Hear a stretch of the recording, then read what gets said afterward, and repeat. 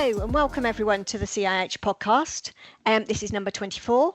We're pleased today to be looking at making a house a home, tackling furniture poverty in the social housing sector, why and how. And we have three great speakers to talk to us today about why we should be focused on furniture poverty, the benefits, the difficulties that our tenants face if we don't, and how actually we can do it. So I'm really pleased today to introduce an expert panel. So I'm introducing Claire Donovan, who is Director at End Furniture Poverty, and Paul Aitkin, Group Commercial Manager of Karbon Homes, and also Ian Rice, Service Manager in Tenancy and Financial Support at North Tyneside Council. So people with a real focus on, supporting tenants, sustaining tenancies, and really involved in making a house a home. So I'd like to start off by asking each one of you to give us a couple of minutes on why this focus on ending furniture poverty is so important, and what it means for your organisation to be involved in it. So I'd like to kick off by asking you that, Claire. Thanks, Sarah. Yeah, so I head up End Furniture Poverty, and we're the campaigning arm of a much bigger group of charities and social enterprises called FRC Group, founded in Liverpool over 35 years ago. FRC supplies furniture and appliances across the UK to social landlords, local authorities and others, and it's their surplus that funds all of our work. We created End Furniture Poverty about 10 years ago because we realised there was only so much we could do ourselves. And we're here to raise awareness of furniture poverty and to campaign for national solutions. And at the moment, we very much focus on the provision of furnished tenancies in social housing and adequately funded local authority, local welfare schemes. We know from our research that at least 6 million people, 9% of the population, live in furniture poverty without one or more essential item of furniture, appliances or furnishings, things like floor and window coverings. And over 1 million adults live in what we call deep furniture poverty without 3 or more essential items. It's really clear that during the cost of living crisis that furniture poverty will have risen. That data was collected a couple of years ago. If food bank usage is rising, furniture poverty will be rising, because if you can't afford food, how can you afford to replace a broken cooker? This is about poverty at the end of the day, but furniture and appliances are particularly expensive items for a household to need to acquire. So the key focus, as I say, of our work around furnished tenancies is we're calling for at least 10% of social homes to be let as furnished, and that's all part of our Make a House a Home campaign. We think that begins to meet the need amongst social housing tenants, but I'll stop there for now. No, that was great. Thank you. And thank you for the explanation of what you're defining furniture poverty as. It's stark, isn't it, to think that people are living long term without those basic facilities in their home. We always think of poverty as not being able to replace if you have a major thing go wrong, like your washing machine, but actually to be living without it is quite stark. I wonder, could I come to you, Paul, and Karbon Homes? Tell us a little bit about Karbon Homes and why this is important for you. Certainly. Hello, I'm Paul Aitkin. I'm employed as a Group Commercial Manager within Karbon Homes, who are a social housing provider with over 35,000 homes across the North East and Yorkshire. Our portfolio includes both general needs housing, supported housing, market rent properties and homes for affordable ownership, tenure such as rent to buy or shared ownership. Our geographical area covers north from Berwick upon Tweed and Northumberland down the east coast and into North Yorkshire and west across into Cumbria and the northwest. We also partner with other social housing providers to provide regular repairs, maintenance and management services through our cost sharing vehicle Karbon Solutions. As part of my remit, I have responsibility for the management of our home comforts furniture rental service. We know many of our customers have financial challenges, and where they are unable to afford purchases of their own safe appliances and essential furniture items, we're proud that we can offer this service that enables them to create a home. Karbon, its former legacy organisations, had offered furniture rental in different ways for a number of years, and in late 2019, following the welfare reform, we asked our customers if the service was still required and still needed and still valued. The resounding feedback was yes, our customers did value it, but there were improvements that could be made to make it a better service for them, and that's what our Home Comforts Furniture Service, launched in 2021, tried to do. The furniture rental service itself is one of the many strands of tackling poverty across the landscape. That can lead to so many things. without having a cooker, for example, many families are forced to live on takeaways and things like that, which is a huge drain on the financial resources. Similarly, the cost of using laundrettes has risen astronomically in recent times, forcing people into further poverty and further debt. What we try to do through our service is keep it flexible so that it is affordable. And one of the benefits of the service that we have is that we offer a replacement service should an item break down. Therefore, they don't have the capital cost of having to go and finance something else in the future. That's really helpful. Thank you. Ian, can I come to you and tell us a little bit about North Tyneside and why this is a strand of your work? Yes, thanks, Sarah. Similar to Paul, we in North Tyneside have been running a furnished tenancy scheme for a number of years. It actually started in North Tyneside in 1996, but obviously the importance of offering the kinds of support that Paul was describing is really come to the fore over the last few years, particularly since the introduction of welfare reform and the ongoing impacts of the pandemic and the cost of living crisis and all of the things that all of our tenants are dealing with on a day-to-day basis. North Tyneside Council is a retained stock local authority housing provider, so we're a social landlord, but we are a council housing service. We have just under 14,000 current tenancies, and our furnished tenancy scheme is offered as part of the package and discussions that we discuss with our new tenants as they're coming through the allocations path. So our new homes officers, as part of the work that they do around understanding the circumstances of the customers that are being offered our properties, will do a what we call a sustainability assessment with those customers. So they'll look to see if what their circumstances are, what their income is, what their outgoings are, and as part of that, they will have a discussion about whether or not they may benefit from a furnished tenancy package. The vast majority of our customers, when they're coming through, are in receipt of some form of welfare benefit. A lot of them are of working age, will be in receipt of universal credit. And one of the advantages of the scheme that we provide is that because the furniture that we provide is deemed by the DWP as essential items, the service charge that we add to the account is eligible for universal credit housing costs and housing benefit. So we can take account of that in terms of our affordability assessment for the customer moving forwards and determining whether or not it will be financially viable for them when they move into the property to pay for the lease charge that's added to the tenancy charges when they become a tenant. As I said, we've been running the scheme since 1996. It has increased year on year in popularity, in particular over the last 4 or 5 years in terms of the numbers of people who benefit from that scheme. We're currently running at a point where 31% of all of our new tenants take up the offer of a furnished tenancy when they move in. When they sign up for the scheme to start with, it's on a 5-year lease period. They can opt out of the scheme at any point during that time if their financial circumstances change, or if they find the funds to pay for furniture or white goods themselves. And over the course of the 5-year period, we see a kind of yearly drop off. It's as of today, when I've just done the analysis run, 11% of our current tenants that are in our properties have got a furniture service charge on there, so that they are benefiting from a furniture pack at the moment. So it is something that really helps to sustain our tenancies and is seen as a great value for our customers. Wow. So that's really interesting. I mean, when you were talking about that means your figures are about right, Claire, if you're calling for 10% of social housing to be let as furnished, and that tallies quite well with Ian's stats there.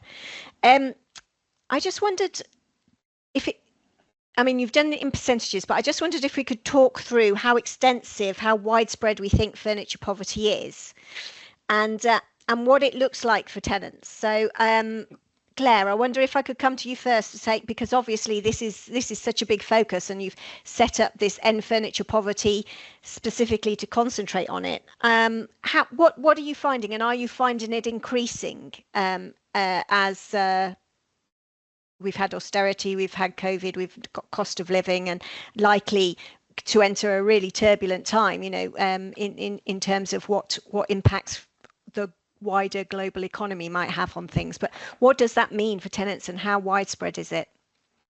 Yeah, I mean, it's been a terrible, decade at least, to be honest, hasn't it? And I think that understandably, when budgets are very tight and there's not much money to go around and people are really struggling, the focus will tend to go on food and fuel, and that is understandable. But furniture and appliances, chase closely on the heels and are really, really important items. I mean, sorry to go back to percentages again, but just quickly, we know from our research that over a quarter of social housing tenants live in furniture poverty. So at least 26%, and 8% live in that deep furniture poverty without 3 or more items. Meanwhile, only 2% of social homes are let as furnished, and that's compared to 29% in the private rental sector. So, 98% of tenants are moving into empty boxes, essentially. And, for lots of people, that's fine. They've already acquired the items, they may be in employment, that's just what they want. But for some particular groups, it could be those coming from homelessness, moving out of temporary accommodation, fleeing domestic abuse. They will have absolutely nothing. And for those groups, it's incredibly hard to move in with nothing and, very little resources to get started. But, there are lots of families, as Ian says, over 30% of their new tenants opt for a furniture pack and are eligible for it, which just shows that the level of need out there. I mean, as you say, that our 10% figure, it comes from the fact only 2% are furnished and that 8% that live in the deep furniture poverty category. But we did look out to those existing landlords that run furniture schemes, and we know that across the country, it tends to naturally balance at around 10% of the stock. So that's the target we're aiming for. We think it's realistic, we think it's reasonable, and we think it begins to meet the need. And as well as the huge benefits for the tenant, that they're moving into a home and not an empty box, there are some real benefits for the landlord associated with that as well, around things like increased tenancy sustainability. You're moving people into a home, reduce rental arrears because tenants haven't had to turn to high cost credit to acquire the items.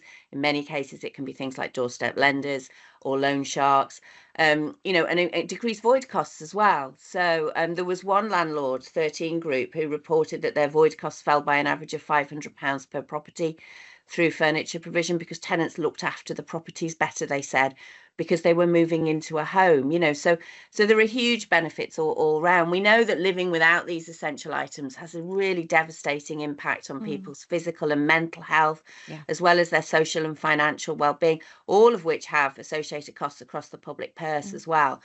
So we just think it's a no-brainer. It's helping tenants and it's helping the landlord. No, thank you very much for that. Paul, I wondered if I could come to you for a sense of how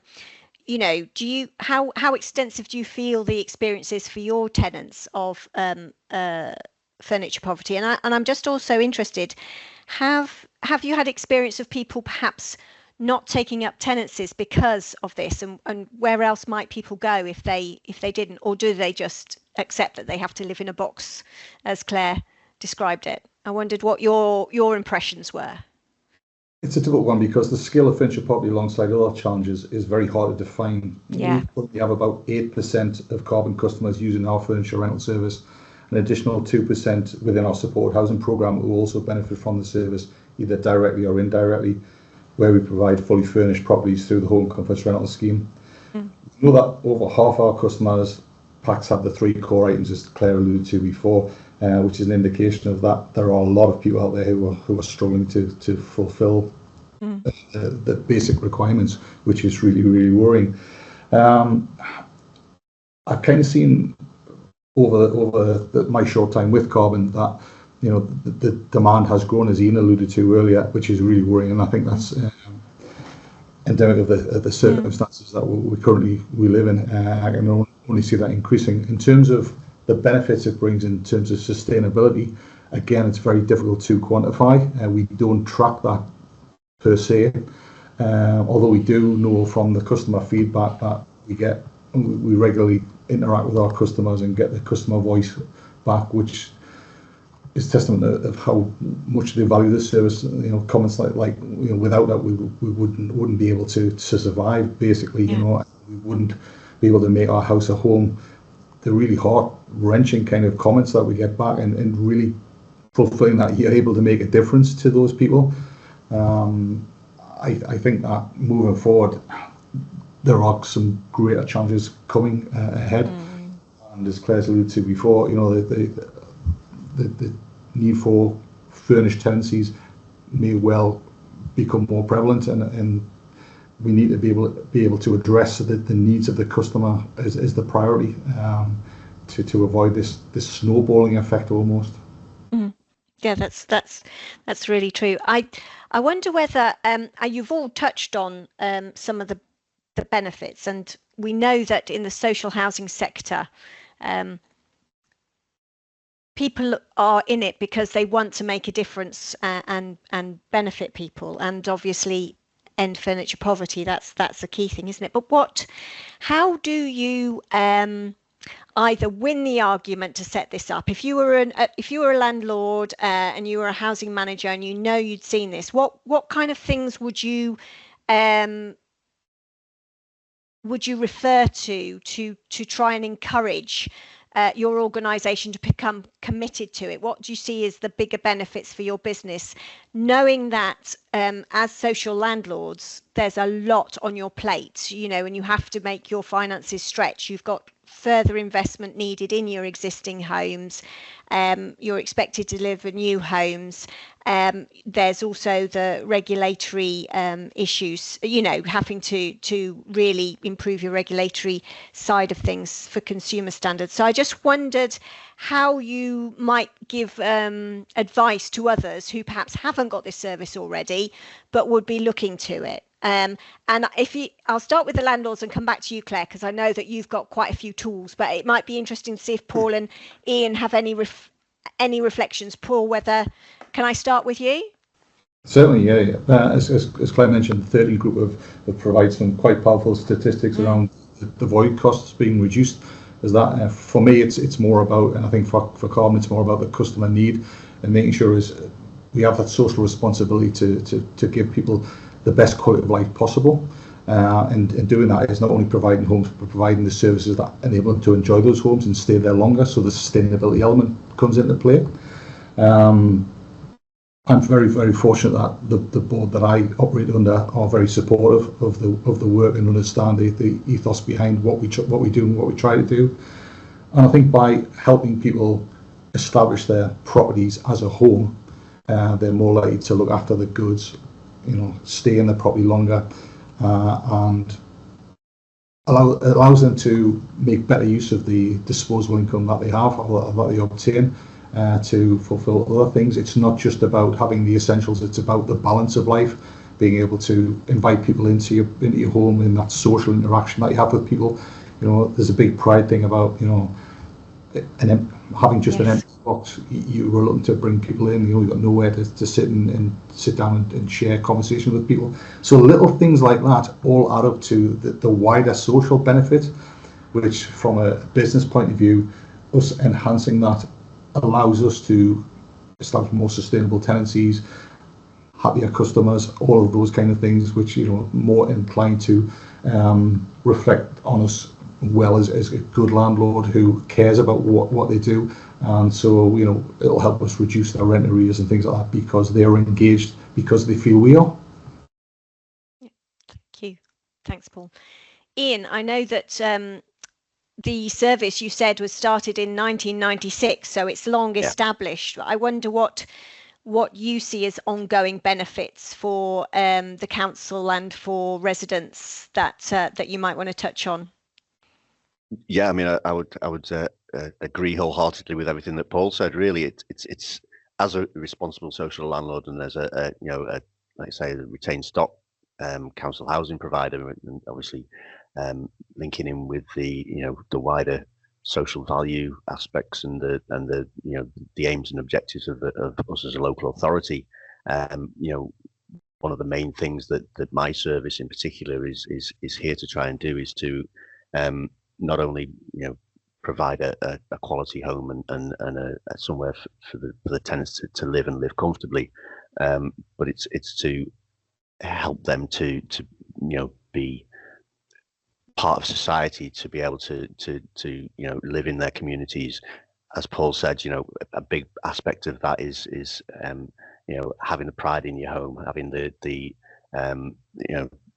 ability to be able to have something in your home that you will be happy to welcome your neighbours and your friends in, and all of those sorts of things. It's, for me, one of the big advantages of this, and obviously we've already talked about the impacts on tenancy sustainability, the reduction in void turnaround times. All of those things are really massive pluses for us as an organisation. But the other thing is that the kind of wider aspect of the service that my team deliver is the tenancy and financial support service, where we look at the holistic sort of situation for the customer. So it's not just about furniture poverty, it's about poverty as a whole. So we look at fuel poverty and food poverty, and just general helping people to get into a better financial situation. One of the big advantages of having a furnished tenancy scheme is that that initial outlay that people have to consider when they're taking up a new tenancy is covered. It's a lot of money to buy white goods and furniture, and it's something that they don't necessarily have to think about or worry about at the outset of their tenancy.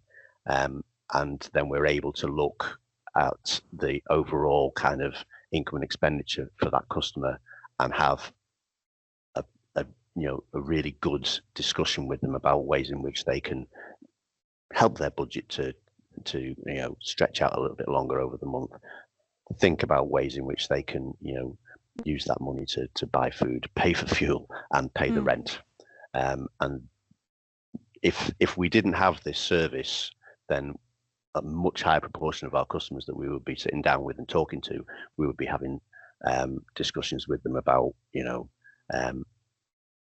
really trying to understand how they're going to be able to afford to do those things. And it's a really big advantage. Like Paul said earlier, one of the advantages of the scheme that we have, because it's effectively the tenants are leasing the furniture from us as a local authority.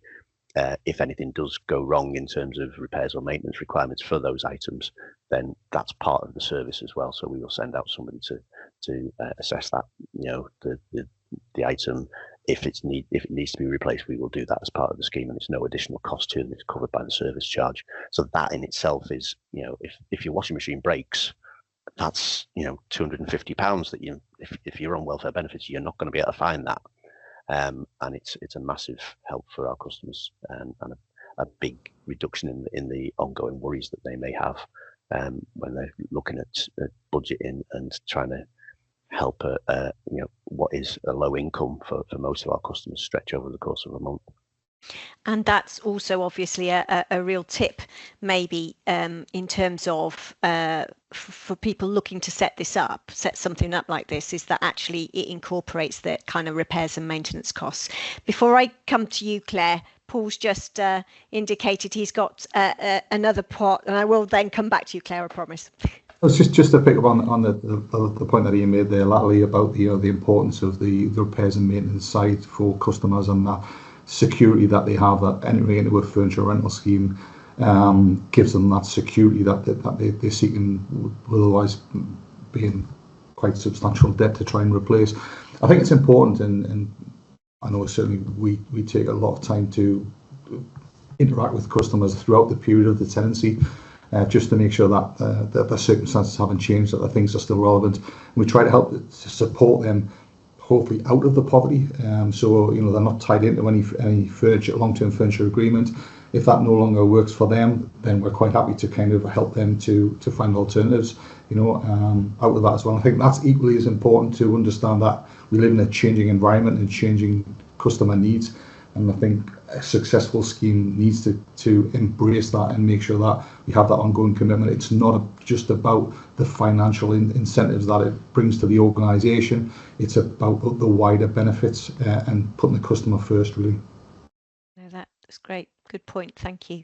Claire, I wonder if I could bring you in now, because obviously a lot of landlords maybe will be thinking about, well, practically, how do I do this? And both Ian and Paul have mentioned the leasing scheme and the advantages that provides. But I know that End Furniture Poverty is really looking at how it supports landlords around that. So I just wondered if you'd like to talk about some of the ways you can help landlords set up schemes and what they could look like.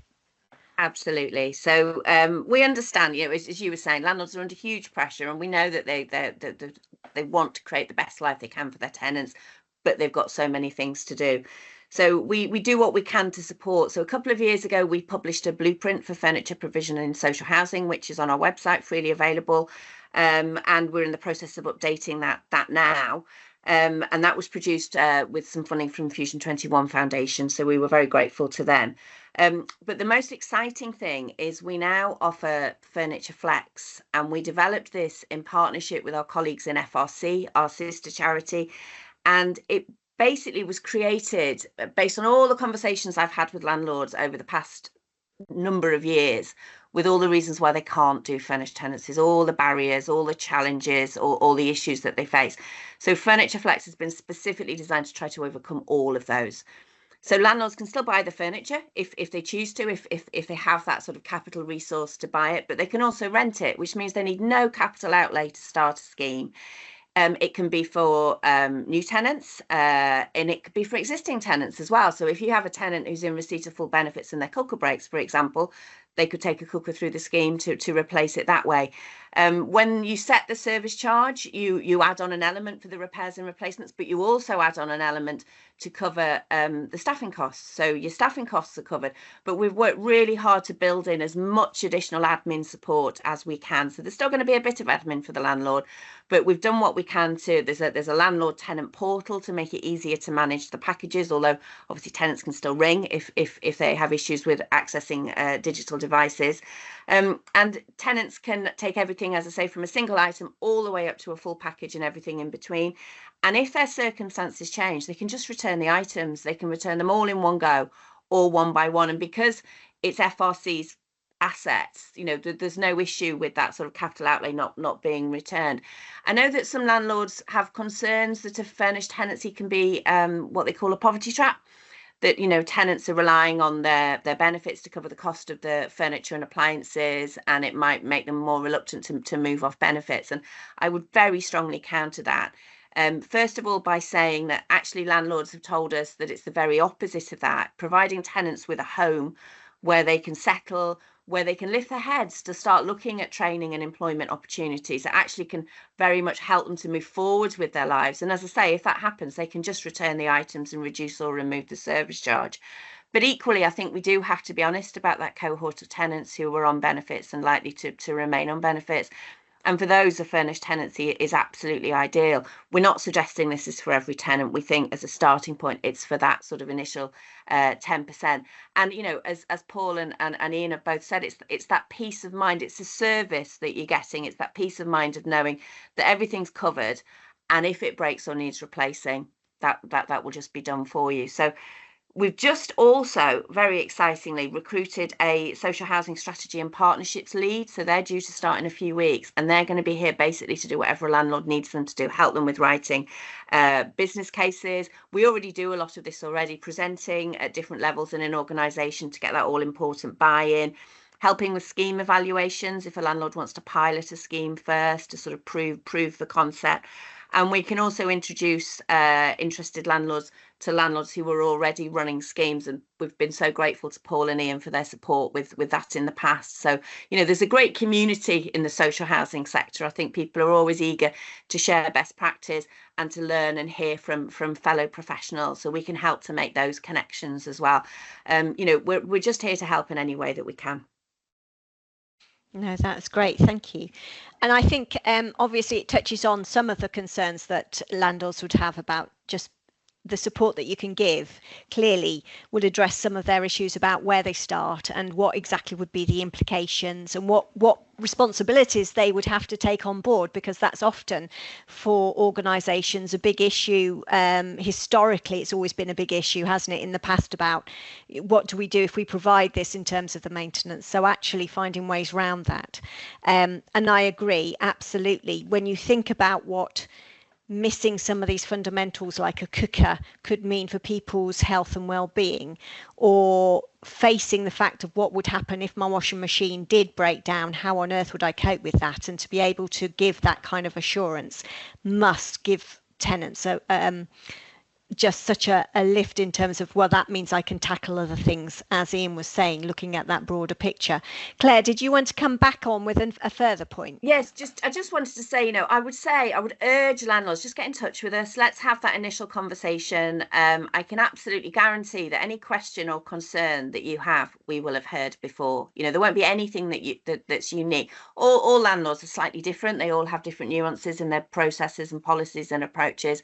But, any concerns that a landlord may have, I can guarantee you we will have heard it before, and we will have an answer for you. So, I would say reach out, get in touch, and let's have that initial conversation to see how it could work for your organisation and for your tenants. Brilliant. Thank you. So I just wanted also to give an opportunity to think about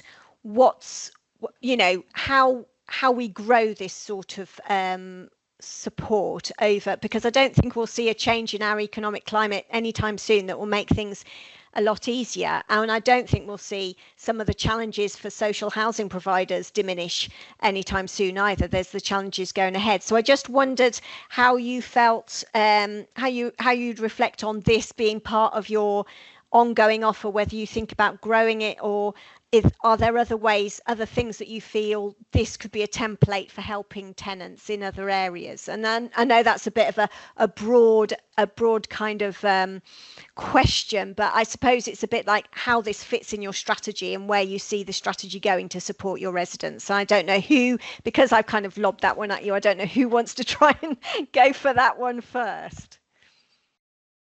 Yeah, thanks, Sarah. Certainly from our perspective in the North Tyneside, we're very keen to obviously continue with the service in terms of the benefits that it has for our customers, and what we see in terms of the benefits to us as a social housing provider as well. One of the things that we are keen to try and explore a little bit more, and I've had quite a few conversations with Claire about this, is trying to look at ways of incorporating floor coverings and carpets into the offer that we have, because of the massive advantages that would have to a customer. It's a massive outlay in terms of cost at the start of a tenancy, and it also has knock-on impacts with regards to benefits around fuel poverty, and also can have impacts and just on things like people with young children, health and safety issues, and all kinds of benefits that having a carpeted property will have. Currently, our scheme doesn't include for the provision of carpets, because it's not seen as an essential item, and therefore is not covered by the universal credit housing costs or housing benefit.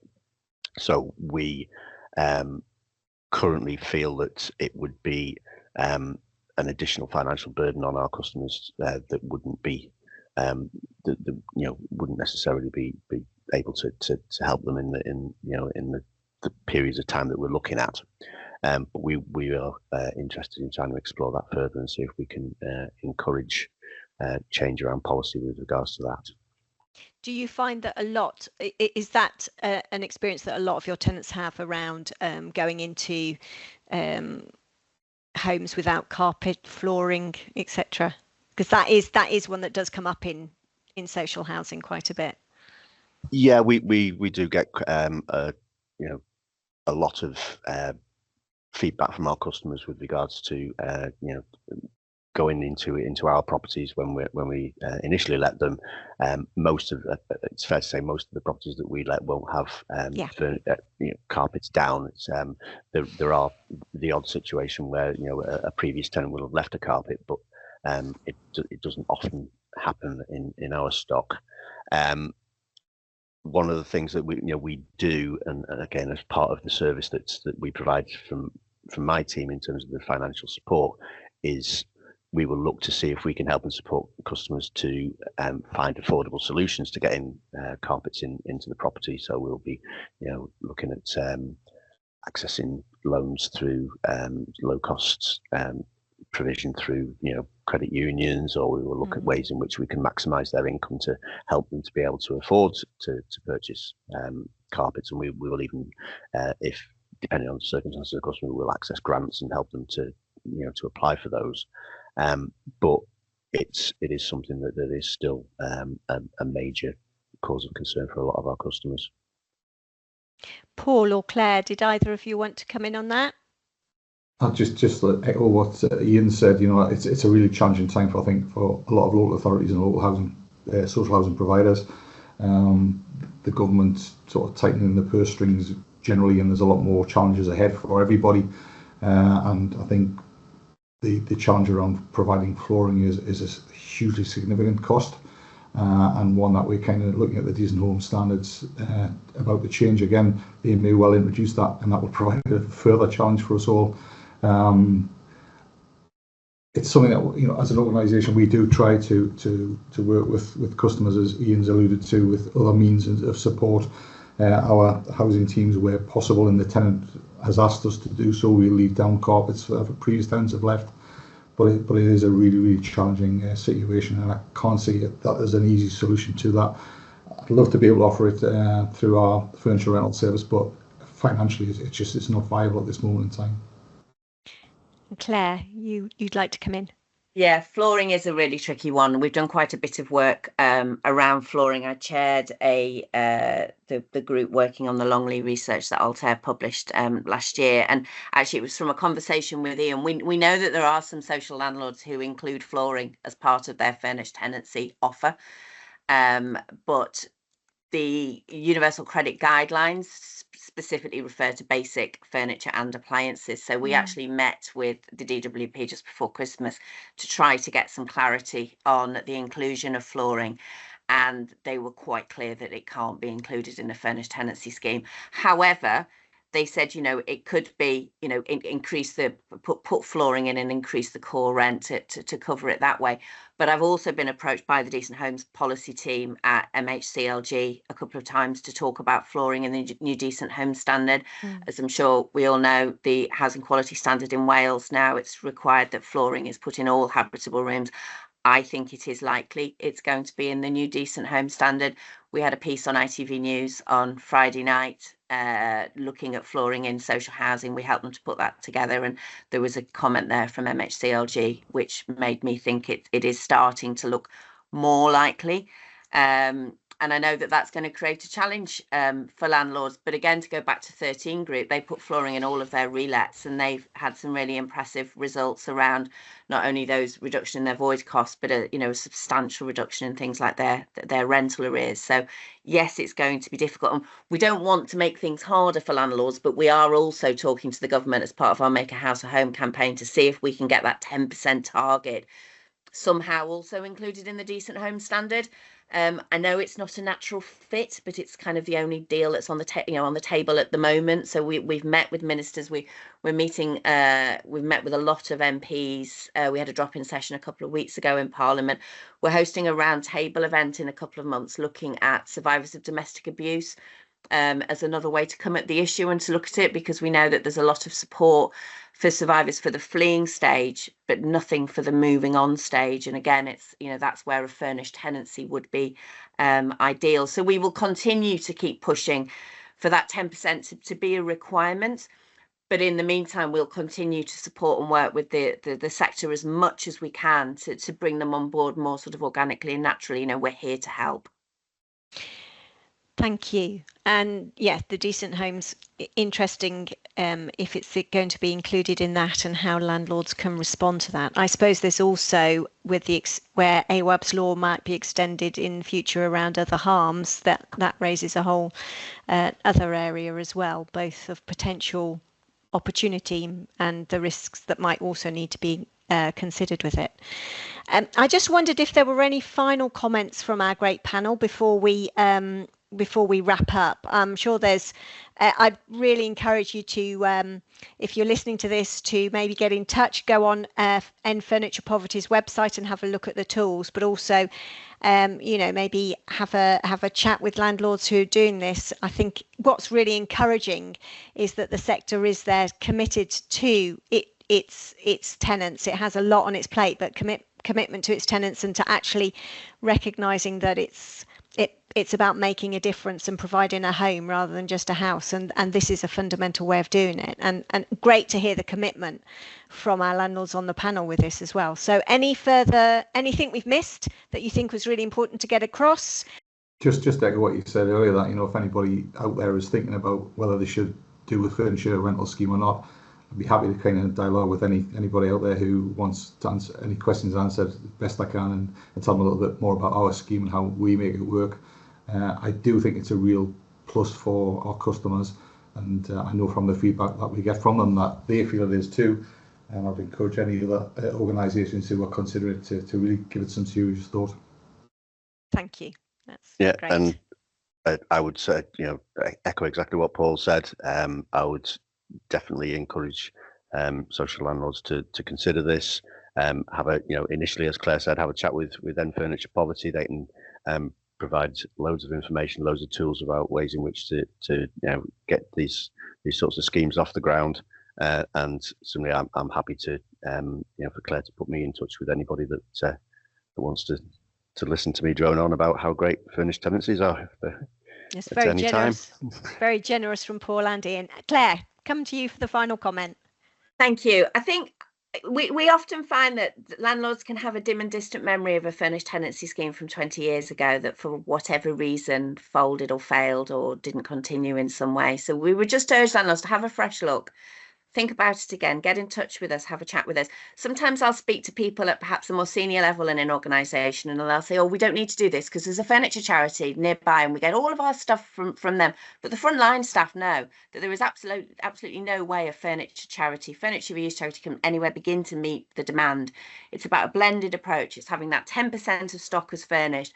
And then the third sector can step in and help where it can, perhaps for people who are in employment but on a low income, but it can't meet the need alone. So have a fresh look and get in touch with us. Well, that's been a marvellous discussion today, and really probably could have gone on for another half hour drilling down in some of the details. So do take up the offer generously given by Claire, Paul and Ian to get in touch if you want to talk about the nitty gritty. So thank you very much to this panel. It's been a great time talking to you and reflecting on just why we need to look at furniture poverty and the round with poverty, and actually we have the opportunity to do something about it through these good schemes. Want to thank everybody for listening to this, and just to encourage people to tune in to CIH's podcast. Our next podcast will be on our website and on YouTube. So do please get engaged with us, listen to our podcast and tell us what you want us to discuss in future episodes. So thanks again to Claire, Paul and Ian, and thanks for everyone for listening. Bye.